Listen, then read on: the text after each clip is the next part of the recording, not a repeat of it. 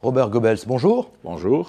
Alors, votre groupe politique, le groupe des sociaux-démocrates, réclamait depuis des années maintenant de nouvelles règles, en tout cas des règles plus strictes pour encadrer les fameux fonds spéculatifs, les hedge funds. La crise est passée par là et le Parlement européen vient finalement d'adopter une nouvelle loi européenne. J'imagine que vous êtes satisfait ? Oui, je suis satisfait, même s'il reste toujours quelques bémols.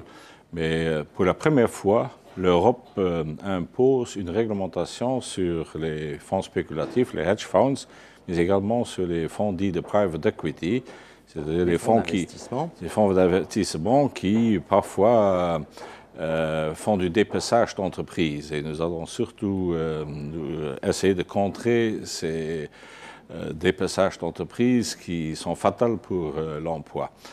Alors concrètement, qu'est-ce qui va changer avec cette nouvelle loi européenne ?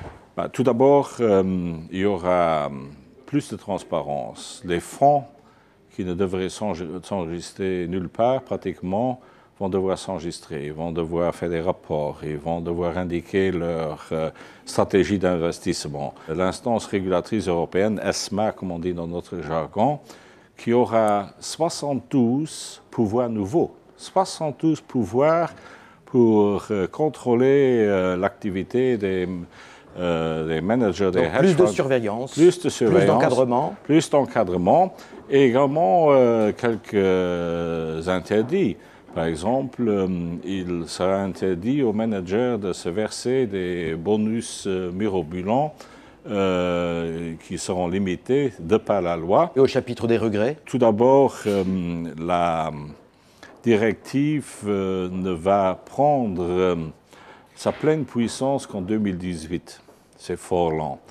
Tout d'abord, elle doit être ratifiée. Donc, elle entrera en vigueur en 2012. Dans deux ans, la directive doit entrer en vigueur. C'est déjà tardif. C'est tardif, oui. Alors, qu'est-ce qui va se passer en attendant ? Est-ce que les marchés financiers vont continuer à jouer le jeu comme si de rien n'était ?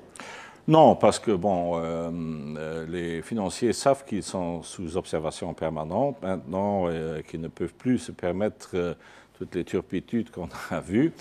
Et il faut dire également qu'il y a des financiers sérieux et ceux-là ont déjà anticipé. C'est la note d'espoir avant l'entrée en vigueur de cette directive. Robert Goebbels, je vous remercie. Merci bien.